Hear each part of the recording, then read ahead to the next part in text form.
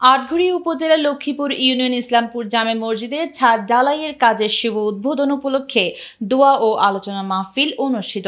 উক্ত দোয়ার অনুষ্ঠানে বিশেষ অতিথি হিসেবে উপস্থিত ছিলেন মোহাম্মদ আতাউর রহমান রানা, আহ্বায়ক বাংলাদেশ জাতীয়তাবাদী দল বিএনপি আটঘরিয়া উপজেলা শাখা। উক্ত অনুষ্ঠানে আরও উপস্থিত ছিলেন মোহাম্মদ বাবুল করিম, সেক্রেটারি, লক্ষ্মীপুর ইউনিয়ন শাখা। সার্বিক সহযোগিতায় ছিলেন মোহাম্মদ ইসরাফিল, মেম্বার, বাংলাদেশ জাতীয়তাবাদী দল বিএনপি। অনুষ্ঠানে আরও উপস্থিত ছিলেন মাওলানা মোহাম্মদ মোজাম্মেল হক, মাওলানা সৈয়দ আল বেলালী সহ আরও অনেক আলেম, ওলামা ও এলাকার গণ্যমান্য ব্যক্তিবর্গ। অনুষ্ঠানে বক্তারা বলেন, আমরা সবসময় আল্লাহর ঘরকে সহযোগিতা করব, আপনারা আমাদেরকে সহযোগিতা করুন, আল্লাহ যেন কবুল করেন। পরে দোয়ার মাধ্যমে অনুষ্ঠানটি শেষ হয়। কারণ আল্লাহ পছন্দনীয় দিন হচ্ছে ইসলাম, ইসলাম। আল্লাহ আমাদেরকে পাঠিয়েছেন আল্লাহর ইবাদত করার জন্য।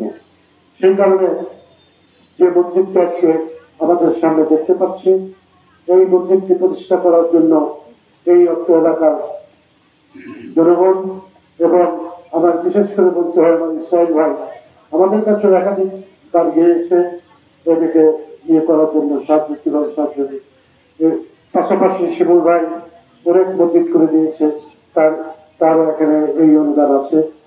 সেক্ষেত্রে আমি বলতে চাই এই মসজিদটা হওয়ার পরেও অনেক টাকার প্রয়োজন আছে।